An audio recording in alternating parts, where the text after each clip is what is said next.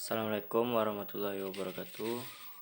Perkenalkan, nama saya Syahrul Ramadan dengan NIM D1A018029.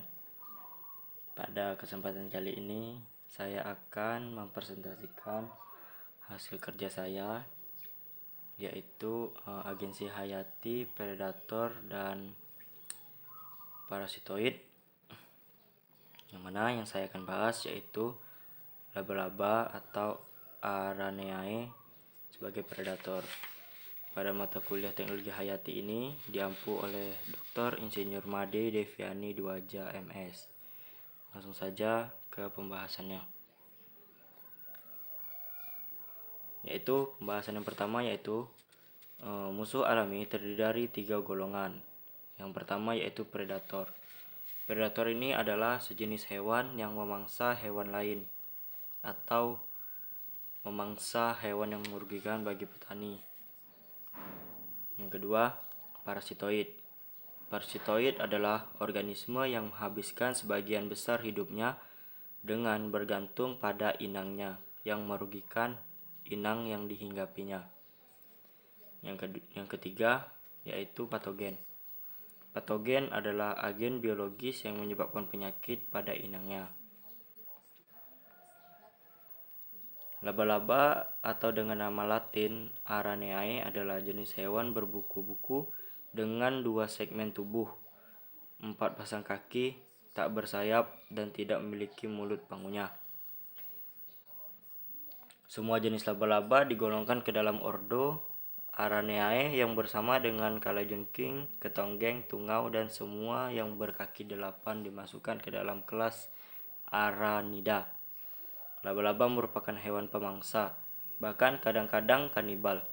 Mangsa utamanya adalah serangga, sehingga laba-laba disebut sebagai predator alami dengan cara menghisap cairan tubuh mangsanya. Karena laba-laba tidak memiliki mulut atau gigi untuk mengunyah. Laba-laba berkembang biak secara generatif bertelur.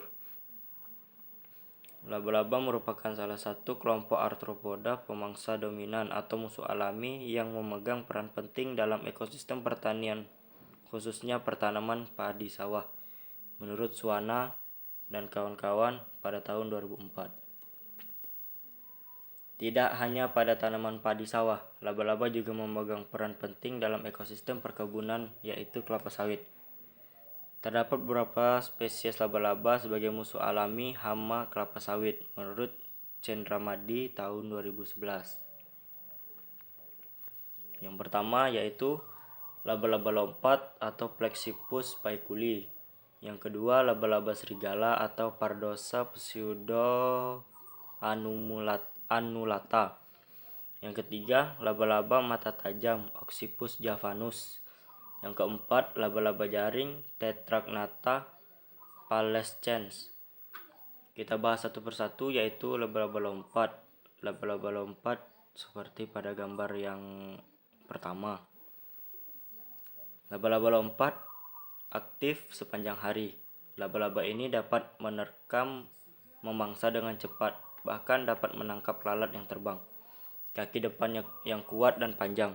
Laba-laba ini tidak membuat sarang, tetapi meronda atau mengendap-endap pada tanaman mencari mangsanya. Laba-laba lompat bergerak cepat dan meninggalkan benang supaya tidak jatuh ke tanah. Yang kedua yaitu laba-laba serigala pada gambar kedua. Laba-laba serigala umumnya aktif pada malam hari. Laba-laba ini sama seperti laba-laba lompat, yaitu tidak membuat sarang melainkan berburu mangsa sehingga disebut laba-laba pemburu. Yang ketiga yaitu laba-laba bermata tajam, ada pada gambar nomor 3. Laba-laba ini tergolong laba-laba pemburu dan aktif sepanjang hari. Tidak membuat sarang, melainkan menerkam mangsanya atau berburu. Laba-laba ini bermata 6 yang terletak pada kepalanya. Benang digunakan sebagai pengaman sehingga bila jatuh dari daun, tali itu mencegah jatuh ke tanah.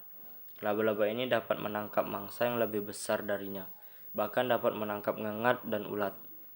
Menangkap sambil menghisap cairan dari mangsanya. Laba-laba ini adalah pemburu yang sangat efektif. Yang keempat yaitu pada gambar terakhir, laba-laba pembuat jaring. Banyak jenis laba-laba pembuat jaring. Mata dan kaki laba-laba ini lemah, tidak dapat menangkap mangsa tanpa bantuan jaringnya.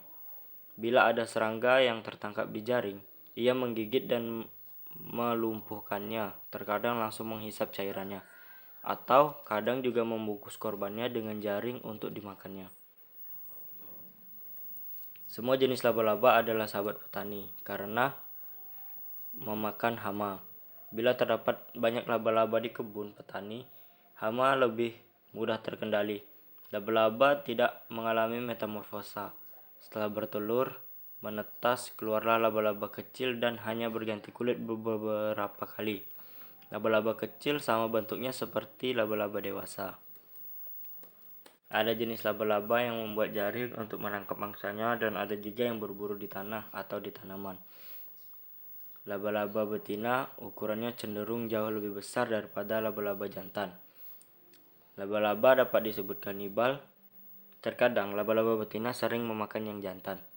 Untuk itu laba-laba jantan harus berhati-hati dalam mendekati laba-laba betina.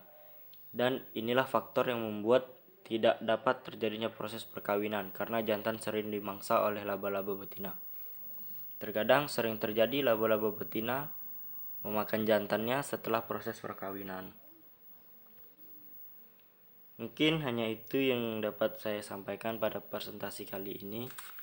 Lebih dan kurangnya saya mohon maaf. Saya akhiri. Assalamualaikum warahmatullahi wabarakatuh.